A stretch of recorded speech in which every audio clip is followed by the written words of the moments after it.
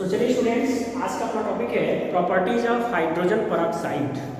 Properties of hydrogen peroxide. आप जानते हो कि जो प्रॉपर्टीज हैं हाइड्रोजन पेरोक्साइड की, प्रॉपर्टीज ऑफ H2O2, या बोल सकते हैं हाइड्रोजन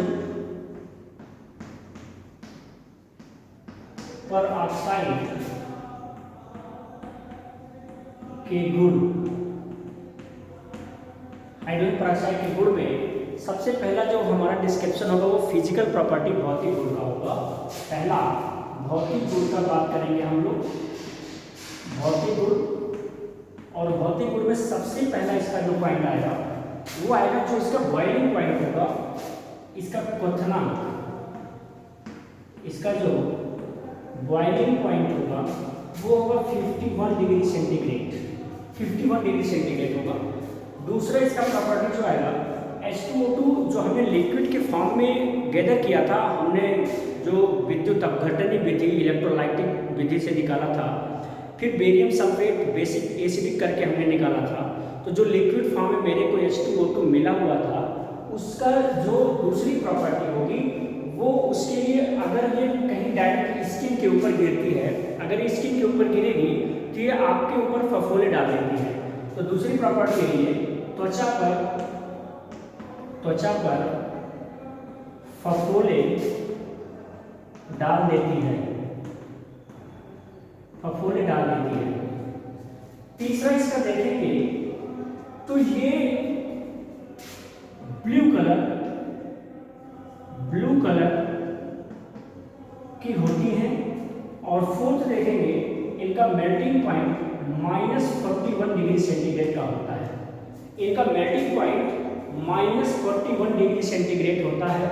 इनका बॉइलिंग पॉइंट 51 डिग्री सेंटीग्रेड होता है। ये 51 डिग्री सेंटीग्रेड है, ये -41 डिग्री सेंटीग्रेड है। त्वचा पर फफोले डाल देती हैं, ब्लू कलर में होती है ये। और इनकी जो बहुत सारी बातें हम लोगों ने देखा था, जो H2O2 की बात करी थी हम लोगों ने, वो H, O और O और ये H, इस तरह से इसका स्ट्रक्चर हम लोगों ने बनाया था। बॉन्ड लेंथ जो की थी ये 145 पिकोमीटर्स की थी। ये सारी बातों पे हम डिस्कस कर चुके हैं। एंगल इनका बता चुके हैं हम लोग 100 डिग्री सेंटीग्रेड का, और बाकी सारी चीजें हम बता चुके हैं। इसके बारे में अगर आप देखोगे तो ये सॉल्युबल भी होता है, सॉल्युबल भी है ये, जो जिसको हम कहते हैं कि विलेय भी है ये। तो ये अल्कोहल और वाटर के अंदर भी ये सॉल्युबल है। तो ये इनकी फिजिकल प्रॉपर्टी है। अभी हम बात करेंगे इनके केमिकल प्रॉपर्टीज के ऊपर।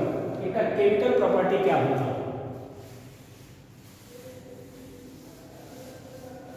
केमिकल प्रॉपर्टी इनका देखेंगे। और सबसे पहली केमिकल प्रॉपर्टी जो इनकी आएगी वो आएगी डिकम्पोजिशन। केमिकल प्रॉपर्टी में सबसे पहला आएगा डिकम्पोजिशन। डिकम्पोजिशन जिसे हिंदी बोलते हैं हम लोग विघटन। डिकम्पोजिशन में इनका डिकम्पोजिशन थर्मल डिकम्पोजिशन होगा, जिसे हम ऊष्मीय वियोजन बोलते हैं। ऊष्मीय वियोजन भी बोलते हैं। Thermal decomposition, thermal decomposition.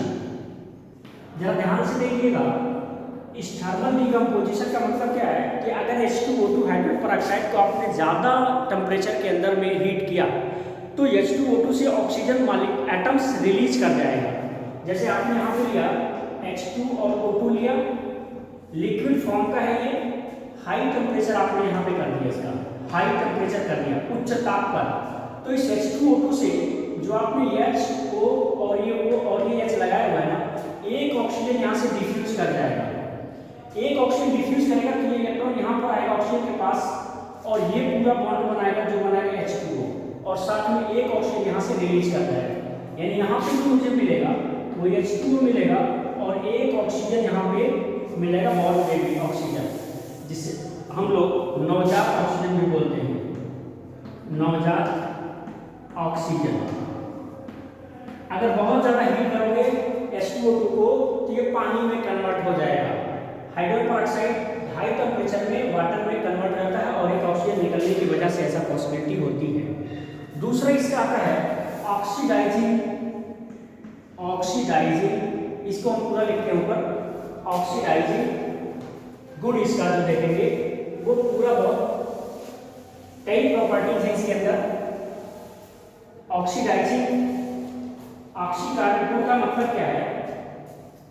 सबसे पहला तो आप इसकी ऑक्सीकारक गुण जो होगी वो किसी को भी ऑक्सीडाइज कर देगा। ऑक्सीकारक गुण का मतलब उसको ऑक्सीडाइज करना, जिसे इंग्लिश में बोलते हैं ऑक्सीडाइजिंग प्रॉपर्टी। Oxidising property. अब पहली ऑक्सीडाइजिंग प्रॉपर्टी इसकी क्या है कि आप H2O2 को लीजिए और सोडियम कार्बोनेट Na2CO3 से रिएक्ट कराइए। अगर आप Na2CO3 को जानते हो अच्छे से, ये सोडियम कार्बोनेट है, सोडियम S ब्लॉक का एलिमेंट है, electronic number is 11, atomic number 11 और 11 S ब्लॉक के अल्काली मेटल्स है। ये एसिडिक नेचर ये रखता है और आपने पढ़ाया गया होगा या पढ़ाया जाएगा S ब्लॉक जब भी शुरू होगा तो ऑक्सीजन से रिएक्ट करके अल्काली मेटल्स उसके पेरोक्साइड बना लेते हैं। यानी यहाँ पे क्या बनेगा, ये दोनों रिएक्ट जैसे ही करेंगे तो यहाँ पर सोडियम पेरोक्साइड बनाएगा, Na2O2 बनाएगा, साथ में यहाँ पे CO2 गैस भी रिलीज करेगा, CO2 गैस भी रिलीज करेगा और कुछ अमाउंट ऑफ वाटर भी यहाँ पे रहेगा। तो H2O2 Na2CO3 है और ये Na2O2 फॉर्म करेगा, CO2 करेगा, H2O करेगा। इसकी एसिडिक नेचर को डिफाइन करता है ये इसके एसिडिक नेचर को डिफाइन करता है, एसिडिक नेचर को डिफाइन करता है ड्यू टू, क्यों?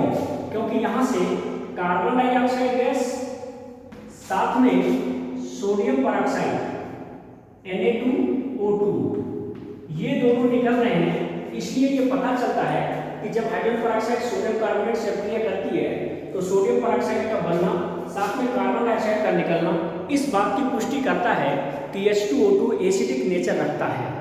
ठीक है ना? When hydrogen peroxide react with sodium carbonate, then it will produce sodium peroxide and proceed flow the carbon dioxide gas. The presence of carbon dioxide gas and sodium peroxide is the satisfied the hydrogen peroxide having the acidic nature.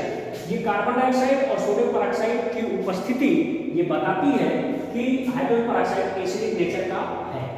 Oxidising में जब चलेंगे अब हम, ये एक important है, ये इसको जरा ठीक से रखिएगा। अब इसके हम जब चलेंगे ऑक्सीडाइजिंग में तो देखिए क्या होता है। जैसे हमने ले लिया H2O2 और H2O2 का रिएक्शन हमने H2S से करा दिया, हाइड्रोजन सल्फाइड से कराया। तो हाइड्रोजन सल्फाइड से कराने पर यहाँ पर मेरे को H2O मिलता है और साथ में S यहाँ पर रिमूव हो जाता है। तो S रिमूव हो रहा है, यहाँ पर 2 से बैलेंस कर लेंगे। अब देखो H2O2 ये H2S से S निकल गया, S क्या किया है, निकल गया है। तो H2O2 ने इसको ऑक्सीडाइज किया है, H2O2 ने इसको ऑक्सीडाइज कर दिया है। क्यों? क्योंकि S के ऊपर नेगेटिव साइन और इलेक्ट्रोनेगेटिव विद्युत ऋणात्मक तत्व को इसने बाहर कर दिया। तो इसका मतलब कि H2O2 ऑक्सीकृत कर रहा है किसको, H2S को, कहाँ पे, S में। ये ऑक्सीकारक गुण है इसका, यहाँ से नेगेटिव निकाल के बाहर कर दिया। दूसरा रिएक्शन इसका देखेंगे, H2O2 को अगर आपने पोटेशियम आयोडाइड से रिएक्ट कराया तो H2O2 को अगर पोटेशियम आयोडाइड से कराएंगे आप तो यहाँ पर क्या होगा, सीधी बात है, ये पोटेशियम और ऑक्सीजन और हाइड्रोजन यहाँ प्रेजेंट है, ये दोनों KOH का मॉलिक्यूल जनरेट करेंगे और पोटेशियम से आयोडीन को लिबरेट कर देंगे। यहाँ पर आयोडीन निकल जाएंगे, यहाँ पे 2 से बैलेंस हो जाएगा। Ki से I निकल के बाहर चला गया, यानी पोटेशियम ऑक्सीडाइज, पोटेशियम आयोडाइड किसमें ऑक्सीडाइज होगी, I में ऑक्सीडाइज होगी। तो ये पता चलता है कि H2O2 ऑक्सीकारक गुण रखता है, किसी को भी ऑक्सीडाइज कर देता है। ठीक है ना? नेक्स्ट देखिएगा, नेक्स्ट है इसका ऑक्सीकारक गुण।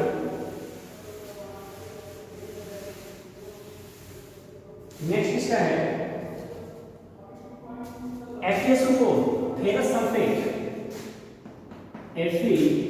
FeSO4 और इसका रिएक्शन करा हुआ H2SO4 के प्रेजेंस में और साथ में डाल दो H2O2, ये H2O2 आपने डाल दिया। तो FeSO4 लिया, H2SO4 लिया, सल्फ्यूरिक एसिड है, ये H2O2 है।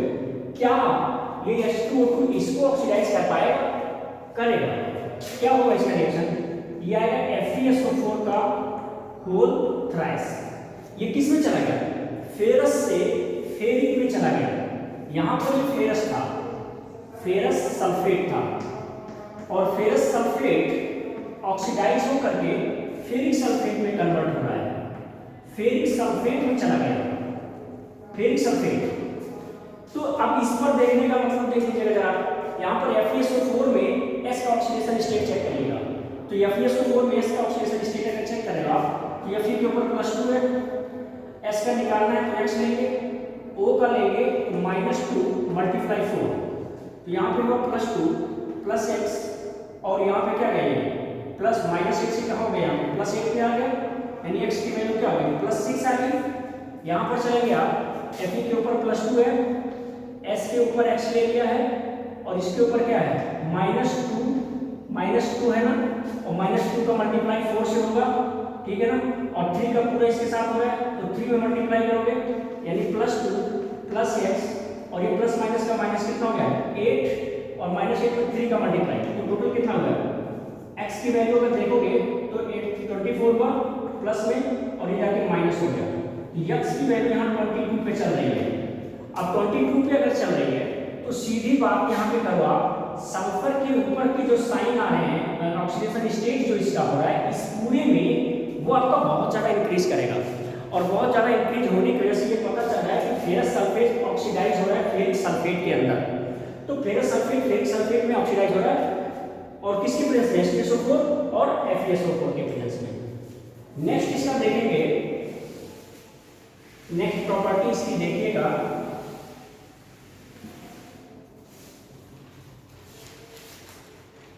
लेड सल्फाइड का लेड सल्फेट।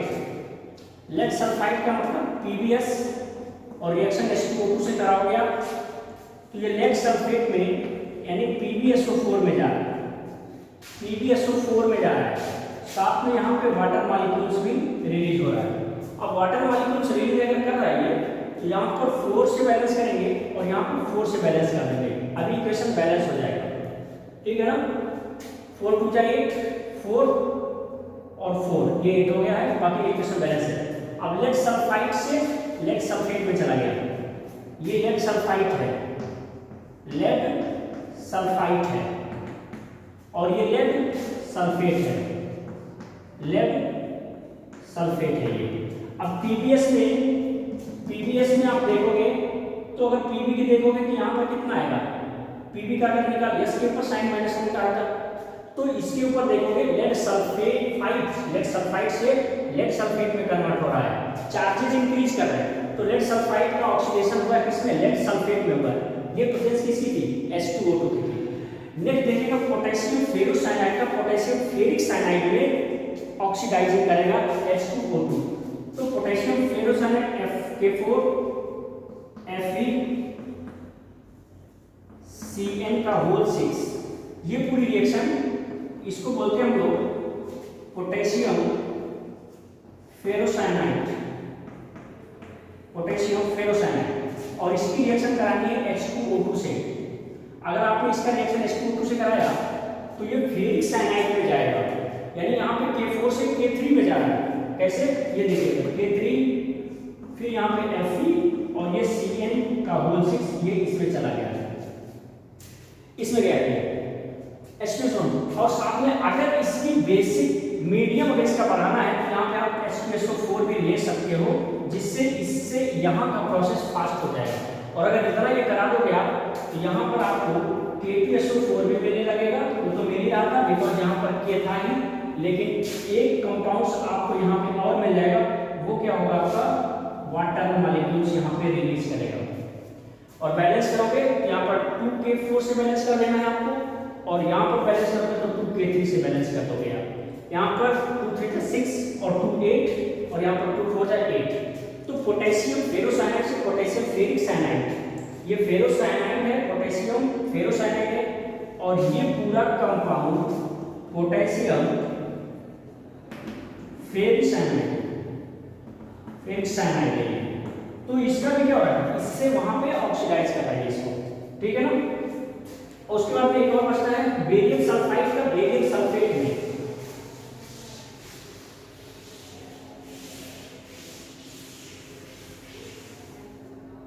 बेरियम सल्फाइड का बेरियम सल्फेट में, बेरियम सल्फाइड BaS को रिएक्ट करेंगे H2O2 से, तो ये बेरियम सल्फेट में जा रहा है, BaSO4 में जा रहा है, और साथ में आपका कुछ अमाउंट वाटर का भी निकल जाएगा, जो होगा वो 4H2O होगा।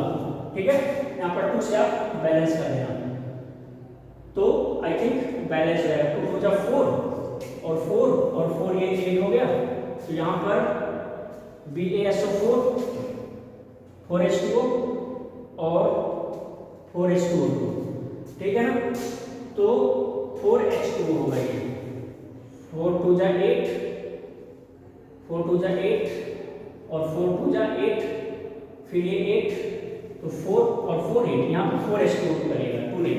तो ये बेरियम सल्फाइड था, बेरियम सल्फाइड, बेरियम सल्फाइड से कहाँ चला गया ये, बेरियम सल्फेट पे चला गया, बेरियम सल्फेट पे गया है ये। तो भी इसका क्या होगा, इसने इसको ऑक्सीडाइज किया है, बेरियम सल्फाइड को बेरियम सल्फेट के पास में किया है। अब अगली प्रॉपर्टी जो भी हम लोग देखेंगे वो रेड्यूसिंग प्रॉपर्टी देखेंगे, रेड्यूसिंग प्रॉपर्टी देखेंगे नेक्स्ट वीडियो में, जिसको हम लोग बोलेंगे अपचायक गुण, अपचायक गुण बोलेंगे। और अगर समझ में नहीं आया होगा तो पॉइंट जाके एक वीडियो बना हुआ, या तो आप खुद से एनसीईआरटी की बुक ओपन करके पढ़िएगा, ऑक्सीडेशन और रिडक्शन, जिसे हम ऑक्सीकरण बोल रहे हैं और अपचयन बोल रहे हैं, ये चीज़ अगर समझ में आएगी तो आपके आगे के सारे पॉइंट क्लियर हो जाएंगे। ठीक है ना, वीडियो पसंद आएगा तो लाइक करिएगा। Bye bye.